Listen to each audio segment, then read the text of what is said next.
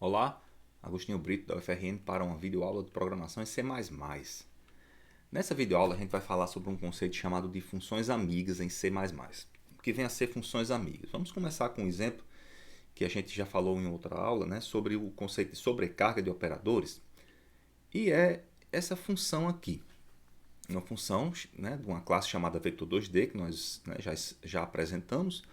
E é a função operator asterisco. Essa função membro, o que ela visa? Ela visa calcular a multiplicação de um vetor por um escalar utilizando o conceito de sobrecarga de operador. No caso, o operador asterisco. É uma operação simples, né? bem tranquilo o algoritmo. E aqui mostra como é que o processo de multiplicação se dá. Agora, multiplicar um vetor por escalar, né, de álgebra linear, a gente lembra que é a mesma coisa de multiplicar o escalar pelo vetor. Né? A operação ela é simétrica. Mas fazer isso daqui é uma coisa, a outra é fazer essa daqui. Nessa primeira condição, o que é que seria o V1 asterisco 4? O V1 asterisco 4, né, para o compilador, é o objeto V1 executando o método operator asterisco, passando como parâmetro o valor do ponto do float 4. Mas quando você usa 4 vezes V1, a coisa muda de figura.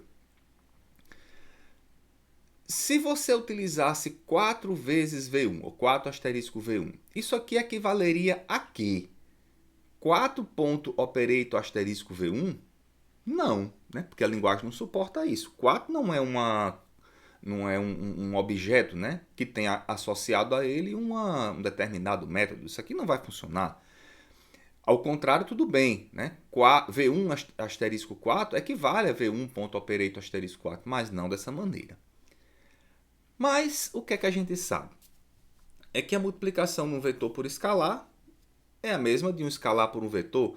E uma coisa interessante é que as duas operações elas compartilham exatamente a mesma implementação.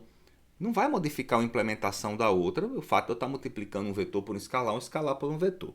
Isso é uma das coisas. A outra é que quando você implementa o método operator asterisco, nesse método daqui, a implementação ela tem acesso, né, às partes privadas da classe. Aqui o x, o x é privado da classe vetor2D, não está declarado para caber aqui na telinha. O y também. Então eu tenho acesso às partes privadas diretas sem ter que estar passando pelo uso de chamado de funções set e get. Daria para implementar esse método aqui como uma função, já a gente vai ver como pode ser feito. Mas existe uma maneira de garantir que esse acesso seja feito, que é com o uso de o que se chama em C++ de funções amigas. O que é que são essas funções amigas da classe? Né? Diz que quando uma função é amiga, quando ela tem acesso às propriedades e aos métodos privados e protegidos que a classe possui. Uma função amiga não é uma função da classe, ela não pertence à classe que você está criando, ela é uma função externa à classe. Mas ela é declarada como amiga dentro da classe para que no momento que você estiver implementando essa função externa, ela possa ter acesso a essas partes privadas. Como se faz isso? Dentro da classe, você coloca o protótipo da função, declara o protótipo da função e coloca à esquerda do protótipo esse qualificador chamado friend, esse especificador friend. O especificador friend vai dizer que essa função aqui, quando estiver implementada em algum local, ela terá acesso às partes privadas e, quando a gente estiver vendo o conceito de herança, protegidas da classe que você está querendo utilizar. No caso aqui, a classe de interesse, né, é a classe vetor2D. Então, essa declaração aqui tem que estar presente dentro da classe. Então, como trabalhar com essa função? O que é que essa função simboliza? É uma maneira diferente de trabalhar com sobrecarga de operador. Aqui no caso, cada vez que o operador asterisco foi encontrado tendo à sua esquerda um float e à sua direita um vetor 2D, um objeto da classe vetor 2D, essa operação é a que será executada. Por exemplo, nessa condição aqui de baixo, V2 igual a 4 asterisco V1, é a multiplicação do 4 pelo V1. Então, essa operação ela simboliza a mesma dessa outra. Isso é o que o C++ nos dá. Portanto, a funcionalidade que a gente vai ter que implementar será essa função aqui. Lembrar que a função operator asterisco funciona dessa maneira e apenas com dois argumentos, porque o operador asterisco é um operador binário. Ele trabalha com dois operandos. Existe um operador ternário, existe um operador unário, mas o operador asterisco ele é um operador binário. Então, quando você for fazer essa implementação dessa função amiga, ela tem que ter necessariamente dois argumentos. O primeiro, que será o argumento do ponto flutuante, que você quer utilizar para multiplicar o teu vetor, e o segundo será o próprio vetor. Portanto, é assim que você vai declarar a tua função amiga. Declara a função como sendo friend dentro da classe vetor 2D e implementa a função em algum local, né, onde que ela possa ser compilada. Lembre, aqui eu não tenho aquele especificador de escopo, né, vetor 2D, aí aqui teria vetor 2D, dois pontos, operator asterisco. Não tem isso justamente porque essa função operator asterisco ela não pertence à classe, ela é externa à classe. E perceba que o código que você utiliza para fazer a multiplicação do escalar pelo vetor é o mesmo que você utiliza para fazer a multiplicação do vetor por escalar. E aí o teu código vai ficar assim, ó.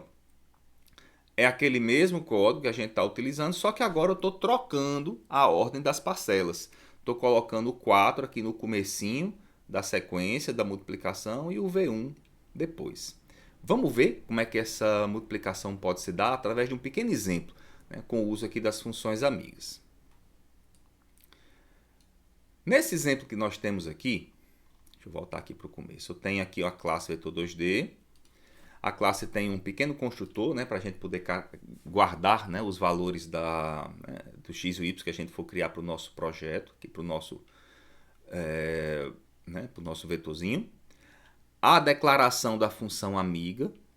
Está aqui a declaração da função amiga, da função operator asterisco. Uma função print para a gente ver, né, se as coisas estão acontecendo conforme nossa necessidade. E aqui a implementação da função operator asterisco. Do jeito que a gente tinha lá no slide, eu copiei para cá. E aqui nós temos a nossa função principal. A função V1, ou o objeto V1, o objeto V2. E eu estou fazendo de duas maneiras. Estou fazendo primeiro dessa maneira daqui, 4 vezes V1, mostrando quais são os valores, e depois com essa chamada. Claro que ninguém vai usar essa chamada daqui, né? Ela é apenas para ilustrar que a função existe e que ela pode ser chamada dessa forma, mas a gente não usa esse tipo de execução. A gente usa essa execução aqui de cima. Deixa eu compilar aqui o nosso exemplo, para a gente ver ele funcionando. G++, função amiga.cpp, -o, função amiga. Ponto barra função amiga. Aí está. A multiplicação por 4, 3 vezes 4, 12, 4 vezes 4, 16. Funciona em uma das chamadas, que é essa primeira, e funciona na segunda chamada, que é essa aqui de baixo. Então, é um conceito simples, mas lembrar de como é que você pode usar a função amiga. Primeiro, funções amigas normalmente só fazem algum sentido existir na implementação da própria classe. Aqui, por exemplo, eu tenho uma multiplicação de um escalar por um vetor, e o único local onde teria interesse de alguém desenvolver algo trabalhando com um escalar e um vetor seria aqui dentro dessa classe, junto dessa classe. Por isso que normalmente as implementações das funções amigas elas podem ficar junto com a implementação do código-fonte da tua classe. Não é necessário, nesse caso aqui, você declarar essa função, o protótipo dela, aqui do lado de fora. Já está sendo declarado aqui dentro da função amiga. Então, a compilação vai ser feita depois que você passar pela compilação da classe, mas já tem o protótipo pré-declarado, você tem como, né, fazer essa implementação sem ter que declarar protótipos em outros locais. Aqui já é suficiente. E nada de usar getX, setX aqui dentro das funções amigas. Elas têm acesso direto às variáveis sem a necessidade de você estar trabalhando com funções acessórias. Tá, ok? Então, é isso. Né? Funções amigas são usadas para essa finalidade quando você tem implementações de algoritmos que são intimamente relacionados com uma determinada classe e você quer colocar um pouco de velocidade no acesso aos membros daquela classe.